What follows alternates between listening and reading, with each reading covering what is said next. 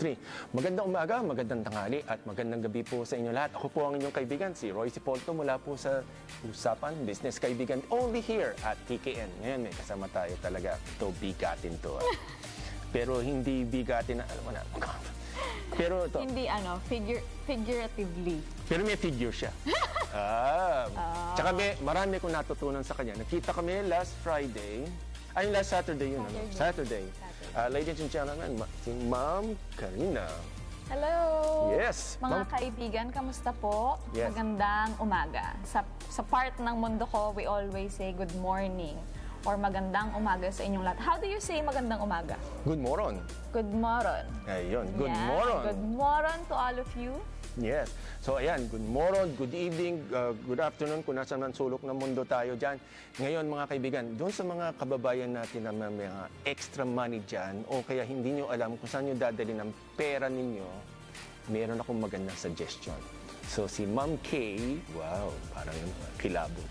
Si Ma'am Karina, she would explain to us isang possible way na pwede nyong iparada yung inyong extra income para hindi siya naka-stay sa bangko, ma.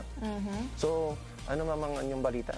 So, last Saturday kasi, based dun sa presentation na ginamit ko, by the way, I work for a real estate company. And, yeah, you can mention it, ma'am. I work for a real estate company, and normally I give out talks about on how to do or on how to deal with your finances. Of course, as a real estate professional, I don't want to burden my clients because, of course, my forever goal for them is that when they buy a property, it's longevity that they should aim for. Depende sa kanila kung ang purpose ng pagbili nila ng property is to save or for their retirement or just something na mag-earn ng income habang natutulog sila or habang nag-work kayo dito. Oh, wow, natutulog. Or yung mga na-meet ko kahapon, they call themselves Dora. Kasi they like to travel. So sabi ko sa kanila, I don't want you to offer a property that would stretch you out financially. Because at the end of the day, taking care of ourselves is far more important din talaga. So kasi pag nababurnout ka or napapagod ka, you have no way to relax. Medyo ang hirap ng buhay natin dito, ang lamig. Ang lamig-lamig po dito sa lugar ninyo. Oh my God, nag-snow kagabi. Yeah, Merry Christmas. Happy New Year. Ayun. So yun. So sabi ko sa kanila, it's always important that when you wanted to buy something or you wanted to invest into something, before you dive in, you always have to check your finances very well. Kasi for example, may gustong-gusto kayong investment. Kasi there are different kinds of investment, by the way, not just real estate. Okay. So we have mutual funds, we have bonds, we have stocks, we have Bitcoin as well. Marami dyan yung mga negosyo na pwede kang parang bibilhin mo siya in franchise, parang ganyan. So nauuso din yon. So you can also check those. And of course, real estate. Yes. No? So real estate has proven a proven industry na very resilient siya through any crisis, pandemic man yan, or global economic crisis, nandyan pa rin talaga siya. So, prices of the real estate never goes down. In fact, it always goes up. So, depende kung saan kayo bumibili ng property. So, ang dami kong sinabi, di ba? Oo naman. Hindi, pero sa totoo lang, natin. hindi ma'am, sa totoo lang, yung real estate, hindi kayo masyadong pagod. Kasi pag nagtayo ko sa pagkain, araw-araw yan, nakatali kayo. Ano pa yung, tapos yung mga ibang business naman, kukuha ka pa ng tao. Ito, nakaupo lang yan siya dyan. Kikita siya. So, parang magandang parking lot. Kasama bang parking lot yung mga ganyan? Depende. Normally we offer parking spaces so they can also buy it alongside with their unit. Pwede rin naman silang bumili. Ako, I have few na walang parking lot kasi I don't intend to live there. Okay. So, binili ko yung properties for, one is where my sister lives. Kasi nag-aaral siya sa Manila. The other two, I only bought it just for an investment kasi I wanted a property that, you know, it's easy to rent out. So, for example, one of the tips that I can give you before, kasi alam ko may hinihintay siyang sabihin ako, yung tungkol, money matters yung hinihintay niya. But, hinihintay ko yung discount ko sa unit ko. But to me, it's always important as a real estate professional to give or educate my clients or to those people who are listening to me that when you buy a property, or for example, you're thinking about diving into investing into real estate properties, it's always important to look for or to make sure that you have checked first is the company that's offering the real estate property to you. It's your responsibility to do due diligence. Yep. It's very important because you need to know if that company is stable enough na matatayo ba yung building na binili nyo. Kasi baka naman mamaya hindi maitayo, bayad kayo ng bayad. Ang hirap-hirap ng buhay natin dito sa abroad. Because there's a lot of cases na nangyayari yan. Number 2, do they have offices, especially internationally? Kasi marami sa inyo, marami din ako na-encounter or maraming nagwo-walk-in sa offices namin. Nagugulat ako, nabentahan sila sa mall and everything, and then nahihirapan sila na makipag-communicate sa Manila. Of course, different time zone. So make sure that the representative that you are talking to, they have an office at least close to where you live. For example, here in Europe, at least they have an office in Europe. Number 3, diving into the property itself, you have to always consider location. The location of the property that you are interested in. Kasi location is very important. I would always say this, location, location, location. Yan ang pinaka-importanteng bagay. Maliban sa payment terms ko, yan ang pinaka-importanting bagay that you have to consider because at the end of the day, may mga namimit ako na, ay, ayokong bumili ng property dyan kasi traffic. Yun yung iniisip nila. But look at it this way, ha? Look at it in a business mindset. Kapag may foot traffic or kapag traffic, ibig sabihin yung lugar na yon is a prime location. Yep. Madaming dumadaan na tao, 'di ba? So it's good for example, you wanted to buy the property to rent it out. Madali siyang iparenta. Yeah, madali makakita ng tenant.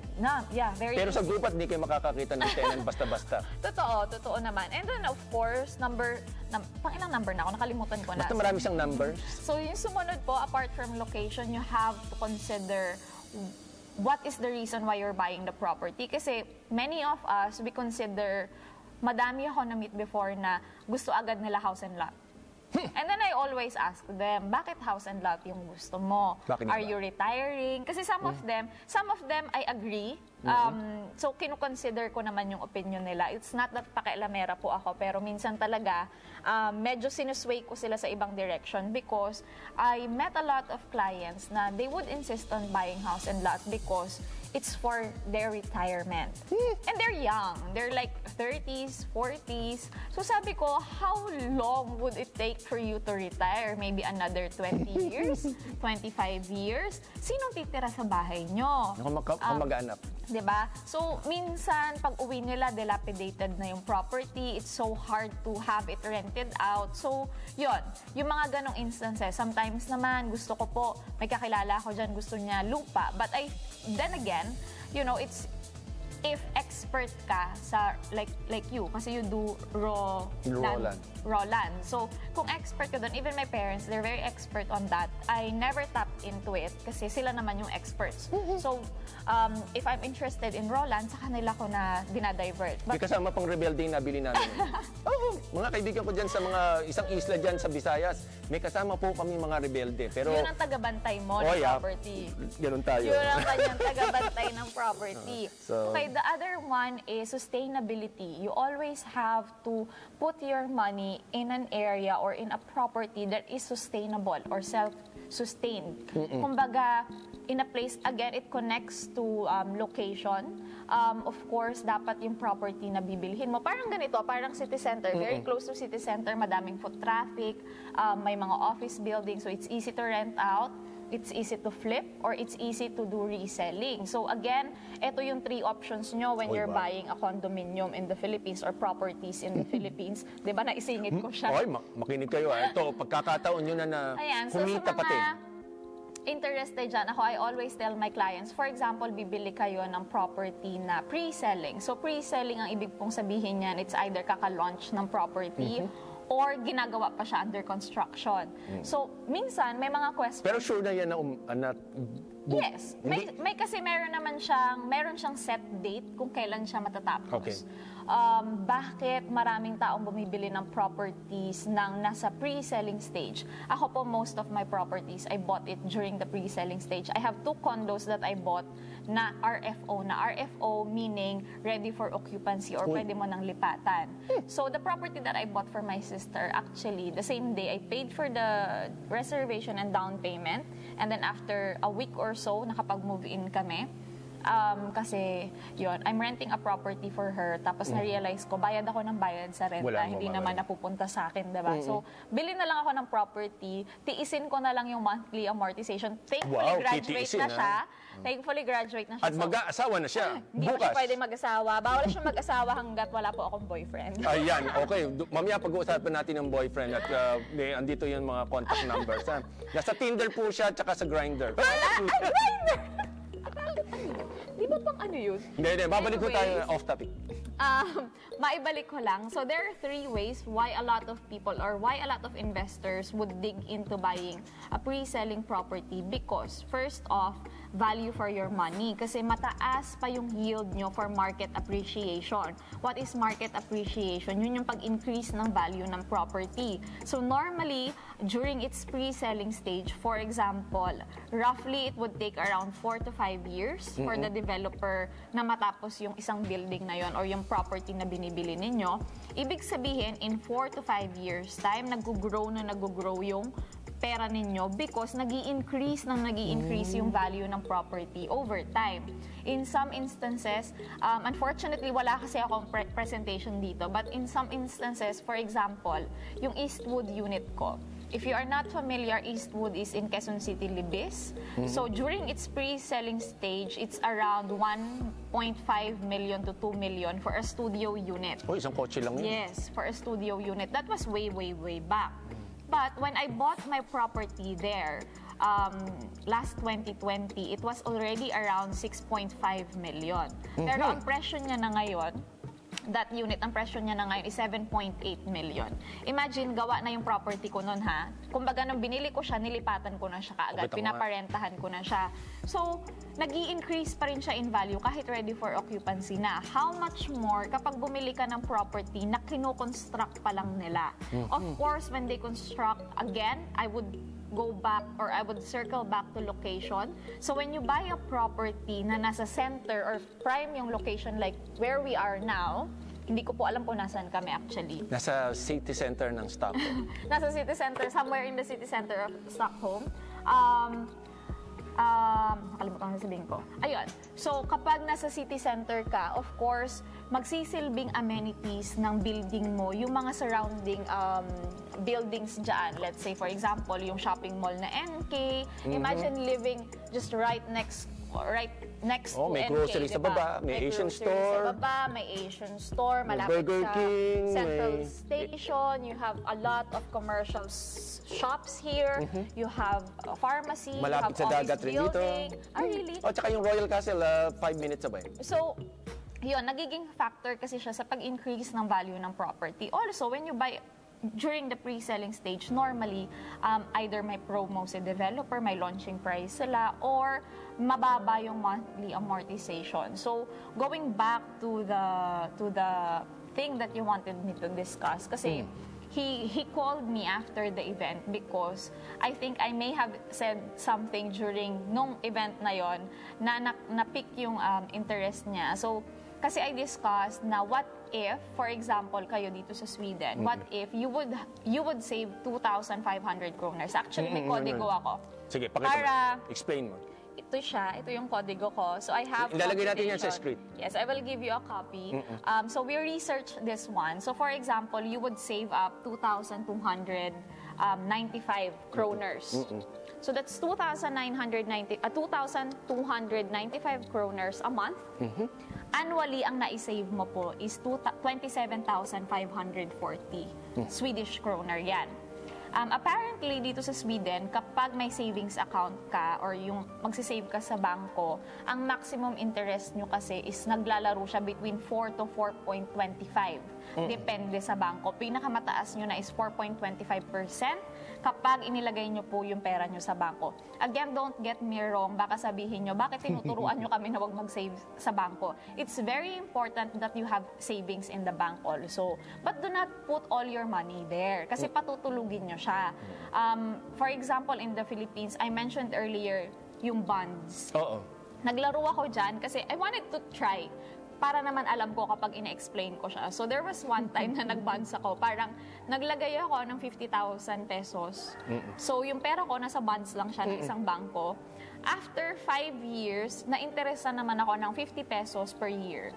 So I got 250 pesos. So ang naging pera ko na is 50,250 pesos. Di ba? Ang saya. Big time, big time. Ang saya. So nalungkot ako. Hindi ka ba nalugi? Hindi ka ba nalula sa... Na-frustrate ako kasi sabi ko, my God, pinatulog ko yung pera ko for 5 years sa bangko na to. Tapos 250 pesos lang yung in-interest niya. So same goes with the bank. So balik tayo doon. Kung 2,295 ang savings mo, kumbaga, yun na yung parang panggala mong pera or extra money mo na apart from your own savings, ang interest rate niya annually is 501.32 kroners. That's annually, ha? Yung sa kroner po kasi, doon sa mga hindi taga Sweden po, sa ngayon, as of November something ngayon, times 6 pesos so ang isang kroner. So, times 6 nyo lang ng time. Pag kayo, times 6 lang, times 6. So, sinasabi ni Madam na 2,000 plus. So, nasa under 13,000 pesos lang isang buwan po yun. So, roughly 13,200, mga ganyan. Kita mo nga. Mga ganong halaga siya. So, kung magsisave ka ng 2,295 per month for a year, with interest sa bangko, ang makukuha mo is 28,041.32 kroners. That's your annual income with interest from the 2,295 na sinisave mo. If we multiply that by 5 years, that's roughly around 151,000 kroners. Sinabi mo eh. Based sa computation ng aking researcher na nandito po siya sa likod ng camera. Head of Economic Research and Development of the... So, ni-research niya talaga yan. Of course, there are also properties that would only cost around that much. So, hindi masyadong masistretch kayo financially. And if you put your money into, for example, one of our properties that we offer, it's roughly around the same amount. Kaya yun yung ginamit kong computation. So, yung monthly amortization niya is around 2,295 lang per month. It is the same thing actually. So, in 1 year, 27,000 din naman yon. Right? So, sabihin mo, paano naman ako kikita doon kung same lang naman pala sila?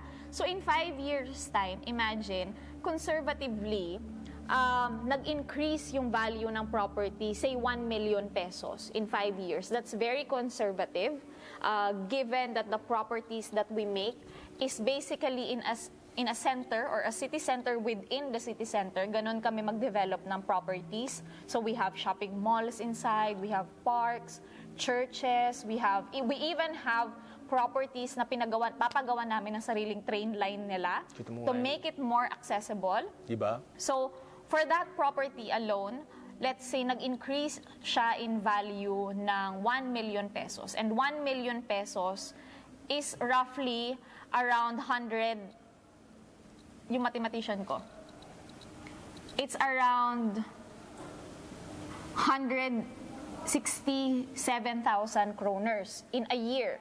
Or in 5 years, that's your income pala. So, totally, yung sinave mo na 2,295, nilagay mo siya sa property. Diba? In 5 years' time, ang naihulog mo sa property is 137,000 kroners. Hindi ko pa nakakalimutan yung 250 pesos mo. Hanggang doon pa lang ako. Joke lang, pero hindi. Pero kita nyo, maganda yung mathematics sa totoo lang. Diba? So, if we total your 137,700 na naihulog mo for that property, that's only 2,295 kroners per month. Ang total niya po in 5 years' time is 137. If we add the market appreciation, yung pag-increase ng value ng property, na ang computation ko po is only 1 million pesos in 5 years' time. Very conservative na yon.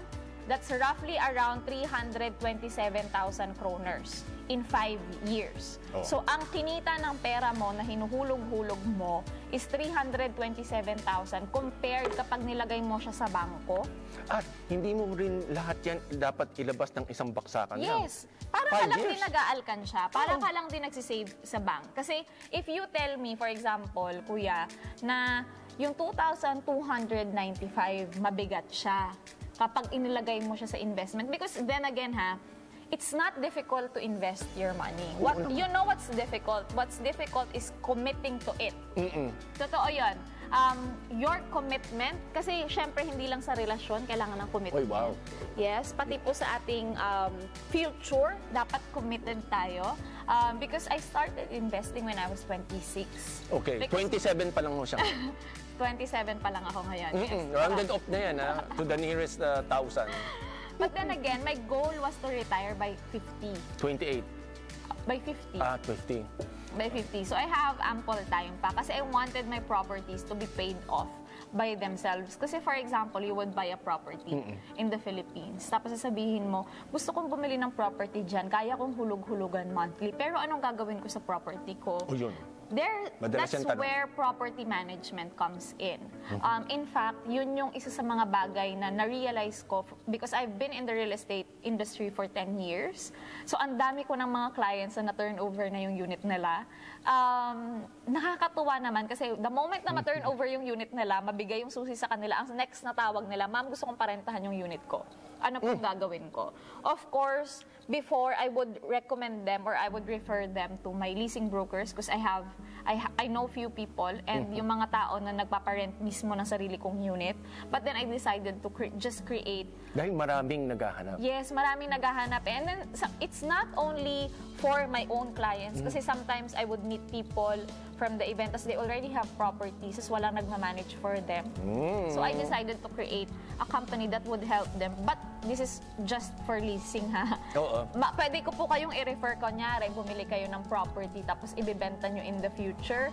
I-refer ko kayo sa mga nagbo-broker na kakilala ko. Diba? Yeah, kasi you'll never know what you wanted to do with the property. But I've met a lot of people na ang gagawin nila, bibili sila ng property sa Philippines. Kasi grabe yung your market appreciation natin, grabe sa Philippines. Ang ginagawa nila, bibili sila ng pre-selling sa Philippines. Yeah. If-flip nila yung property, let's say after 5 years, na turnover na, bibenta nila yung property. Siyempre, nag-increase na siya in value. Ginagamit nila yung pera pang down payment sa mga properties kung saan Tuloy-tuloy sila na yan. nakatira. Tapos it's a cycle na ngayon. Yeah, So, and then, ano na yan? Pag ganun. nag-roll lang siya na nag-roll. I have one client, actually, I learned so much from her. Kasi medyo familiar naman ako with, hindi medyo, but I'm familiar with how you do real estate in the Philippines. Paano yung laro, yung market. Pinagsama ko yung laro at saka market. Kasi may playground rin po yung mga condominiums doon. Yes, may mga amenities naman lahat. But I have this one client and when I ask her, she's my age, when I ask her, what do you do with your properties? Kasi nagtaka ako, she already owns 2 buildings na pinaparent. Buildings, guys hindi Buildings. unit, buildings. Yung parang ganyan. Oo. Ayan yung parang ganyan. Ayun, yun nasa likod For namin. demonstration purposes lang ho yan. Yeah. Your height it may vary from building to building and country to country. Okay? So, wag ko kayong masyadong... Ito ay pawang pansudula, Pansadula. lamang. Oh, Okay. yes. So, I have this client. Unfortunately, hindi ko inask yung permission niya, so I'm not gonna mention her name. What she did was, bought a property during the pre-selling stage. This is what she did. Bumili siya ng property na pre-selling, yung kaka-launch pa lang or kino-construct pa. Pinay off niya yung buong amount. Ano ibig sabihin nun? Yung binayaran na lahat? Ibig sabihin, during the 5 years, kasi yung naguhulog-hulog ka sa developer, 0 interest yan eh. Diba? So, pwede mong dagdagan. Yun naman yung kagandahan kapag pre-selling, mababa yung monthly amortization mo. Kasi naka-stretch yung down payment. Kasi hindi pa naman siya tapos eh. Why would you have to pay the 20% down payment kung kino-construct pa lang yung property mo, diba? So, pwede mong dagdagan yung hulog mo. In this case, for example, 2,295 kroners lang siya per month. Tapos yung presyo ng property, sabihin natin na 4 million pesos. Let's say ganyan. Pwede mong hulug-hulugan, pwede mong dagdagan yung 2,200, gawin mong, kunyari, may extra money ka, gawin mong 5,000 pesos. Or pwede mong i-divide yung presyo ng property in 5 years' time. Which is ganun yung ginawa niya.